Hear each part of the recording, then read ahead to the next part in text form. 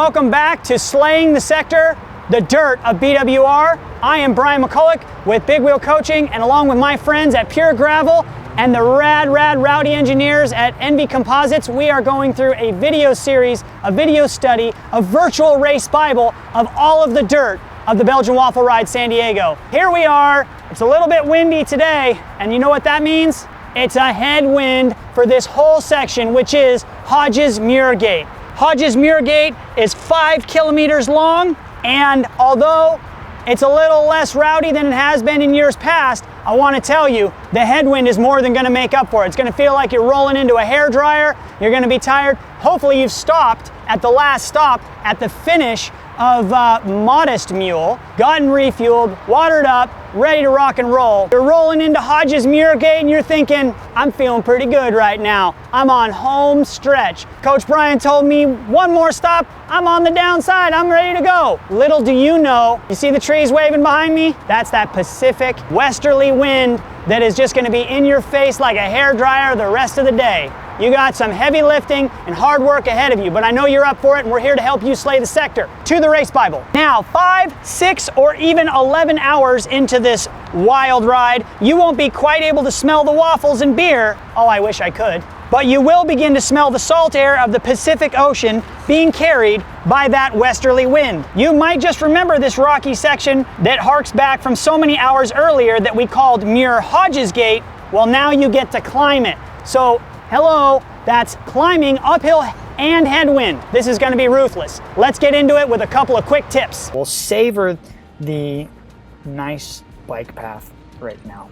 So, I've said it a lot of times, so I'm sorry I'm beating this dead horse, but again, there could be multiple users, and I'm only saying that to you guys again because when you're tired and when you're fatigued, it's all too easy to drop your head and miss out on someone coming at you. We're going to be turning right into a shadowy section. We're going to be going under the freeway here in a moment, and this is where it's easy for collisions to happen. They happen every year. Don't let it be you, okay? Please take heed, and remember Coach Brian told you, just like take a minute, look right here, look through, let your eyes adjust, get into this turn. Nothing to worry about, but just get through it clean, right? I need you to be able to slay this sector and every sector after it, and then be able to bust out some high fives. I want to give you a high five after this race. So please, please, please, we got to get you through it safe. We got to get you through it healthy and strong. So we're going to dive right onto the dirt here in just a moment. We're going to jump off of the bike path. There's a little cut through. In about 5 seconds, we're going to make a quick little left here, right there. Oh, we missed it. How about that? See, you could even miss it on race day. So this is a long way around. It doesn't matter, it doesn't add that much, but it sure does get frustrating when you're over 100 miles in and you just turn and you're like, oh, I could have went a little easier. But hey, it happens to everybody, so it can happen to you as well. Going to be building some speed again here. And if you remember from the first time through this sector, this was a very fast section. So I want to keep that in mind that you're probably in this, but the thing that's changed here is its headwind. And the headwind is stiff.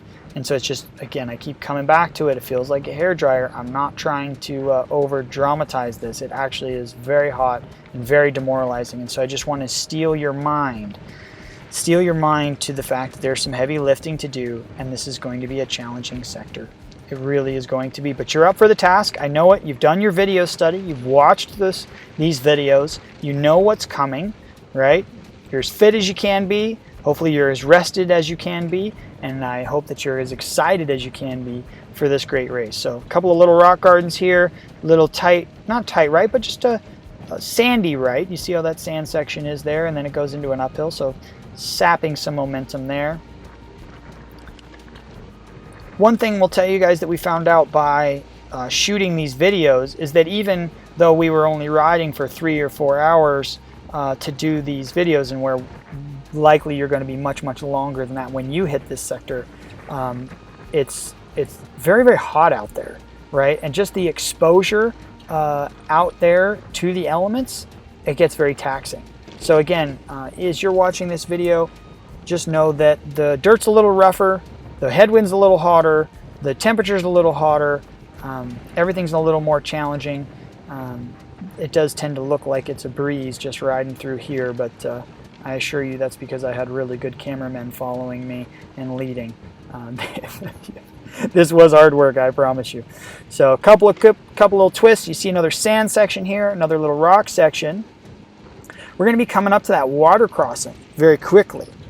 Something to keep in mind when you go on that little water crossing. I want to show you a little cheater line here to the right. It's going to be in about 30 seconds or so, but let's see where it goes. But we've got some good speed going. You see that mountain up to the left? That was that mountain in the distance that we've been charging towards there, and we're getting closer to it. That is the outskirts of Del Dios Highway right there, and we're going to be heading back to it. So that little dip there, so we're getting close to that water crossing. Watch, we're going to go quick blip right. Oh, no, we didn't. Look at that cheater line there on the right. It's a nice little low line. Cuts off a little bit of climbing. Ripping down here into the water crossing. Hope that, fingers crossed, that bridge stays in on race day. It hasn't been in years past, but you never know. Look at this rock guard. These rocks are just torturous. So you go from moving pretty quick to having to be up on your legs and standing. This is a very, very difficult climb. It's very bumpy, and it's very, very challenging. These rocks are sharp, and they're numerous, and there's no smooth line through this. You are just weaving and ducking and dodging your way through this, out into where the sun just hits you. You see it on the camera. Look at my lead rider here, Thomas. He's working really hard. He's tired. Everybody's working hard right here. I promise you this is a tough place. I really need you to toughen up right here. You need to toughen up, be tough right here, be strong. Know that you can do it, because we've got about a couple more minutes of climbing here. It's not steep climbing, but this technical rock garden we're going through makes you have to be on your game. All right, here we are at the first section I want to call your attention to in Hodgesmuurgate. Why? Look at this minefield. Does this look easy? Oh, by the way, it's uphill and headwind. How about that? So you've done the water crossing. That's your first indication that you have a big uphill and more headwind in front of you, okay? Oh yeah, and the rock sector. All day we've been talking about A-line, B-line. We've been talking that through this video series here, and this is a great example. You're probably going to be catching some people here, or maybe there's someone in front of you that's slowing down. Maybe they're cramping, maybe they didn't hydrate like you did, etc., right? Remember, what's the first rule of epic riding? You don't have to move fast, but you do have to keep moving, okay? So, when you come up this, head up, eyes forward, take a look, survey what you got. It looks like that left line is, whew, that's definitely the B line, but this A line here, that's pretty nice. So I want you to look at this all the way through. Pick good lines. You've come so far throughout this day. Don't lose your mental focus. Stay in the game right here. The goal is to slay the sector. I need you to tighten up, tune up, keep your head up, eyes forward. Let's get ready to grip it and rip it and move on through this minefield to the next section of our sector. Right, it's very important. Again, we're going to get back into another little rocky section. You see that one was easier just to stand up. Another rocky section. Sometimes it's just easier to stand. If you have the legs, it's just easier to stand, right? Because there's no good lines through there. There's just rocks everywhere, and they're just going to rip your tires apart. It's no good. So now we're in kind of the fun part of this trail. Going to build up some speed. We're still uphill. We're still in the headwind. Surprise, surprise. Nothing new there. We get a nice little pretty view of the lake off to our left, but we do get treated to some hard packed trail right here, which is pretty fast, and we get to kind of have some good fun here. A couple more rocky sections that you're going to have to be mindful of. One thing that I think this makes this trail particularly challenging is the fact that you're going really fast and then you come upon like a little rock sector that you have to like navigate at a slower speed and then build speed again. So that's something to keep in mind here, that it's not as cut and dry as just ripping through everything. This fence line here is a good landmark for you. You know you're making some progress. You're probably about halfway through the sector. I'm just guessing total, but in time you're about halfway through the sector, or maybe 2/3. You're definitely on the backside.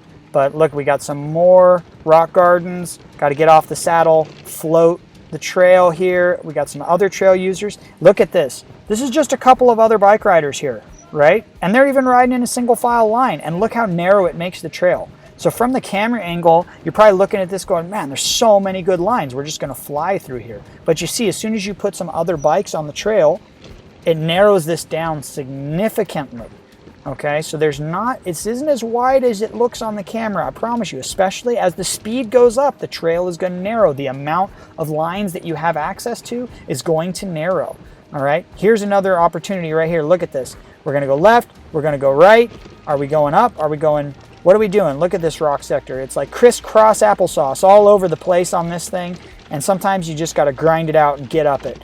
All right, have a look around at this minefield of a rock section. Holy smokes. So you're ripping into this sector and you come up and you look at it, somebody's going out the back in this section for sure. You're fighting cramps, you're fighting a headwind, you're fighting the heat. You shift to an easy gear, get through this section, but also look for a good line. And where are you gonna find it? There's kind of like an A line over here, a little bit of a like kind of squiggly thing over here. You kind of got this high side. One thing I want everyone to think about as they go through these sectors is look at where the ridden line is. It's always on the edges. Probably want to head towards the edge because that's where the least amount of rocks are, generally speaking. This is BWR and it's particularly torturous, so don't quote me on that. But I want to prove something to you and how ruthless this section is. I literally walk over here to film this with you. We got BOA parts here, just flying off of bikes, flying off of shoes, flying off of helmets. Bottles will be ejected, bikes will be broken, flats will happen, tires will burp here, but you're gonna be ready for it. So get through this section clean and let's get on out here to the final segment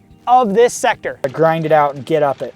I'm not so sure I'm gonna wanna be standing, or you might wanna be standing this deep into the ride because it's just gonna sap your legs, but that is one of the most challenging rock sections right there. We really made it look easy, but I promise you it's gonna be very, very challenging. There's a lot of different lines there, a lot of people going a lot of different ways. Fast little downhill here. Doesn't look really challenging, but as you'll see through here, look at a lot of rocks and these water bars, and the sun is just right in your eyes. And if you miss something, you can hit a rock here because they're shadowed the way it looks, so you can't really tell. All right, so you've made it across the water crossing, navigated the minefield that is the two rock sectors we just went through, and now you're gonna come screaming down this hill. It's faster than ever.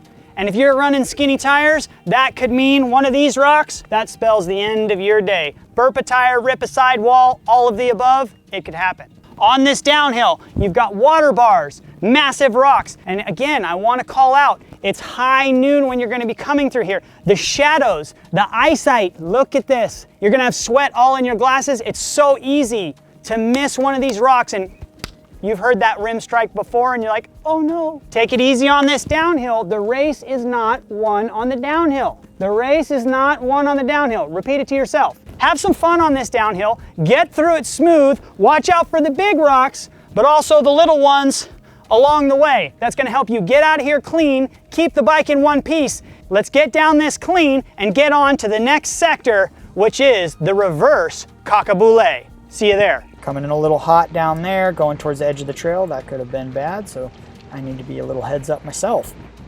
Going into a nice left here, and now we're just tapping it out. I think we have like 1 kilometer left in the sector, and it's just about getting it done. Got a little bit of a, momentum sapper here, but nothing big. And in years past, this portion of the trail has been actually very, very treacherous, a lot more rocks. It's definitely more tamped down than in years past, but again, that doesn't mean we can let our guard down because there are a lot of rocks and they seem to be in them, like wherever you would place your wheel, that's where they are. I don't know why that is, but you want to think where the racing line is to the right or to the left or down the middle, and then all of a sudden there's this massive rock. So just don't get complacent here. Stay focused, stay in the game. We still got a lot of heavy lifting to do. We still got to get over to those mountains there on the left shoulder. They're a lot closer than they were at the end of the last video though, right? So great job. I'm really proud of you. Thanks for checking out our videos. Thanks for being a part of this journey. I hope you're excited about the Belgian Waffle Ride, and I hope you'll come join us. Definitely give me a high five after the race. I want to hear about your story on the day. Thanks for joining us on Slay the Sector, the dirt of BWR San Diego. We'll catch you on the next one.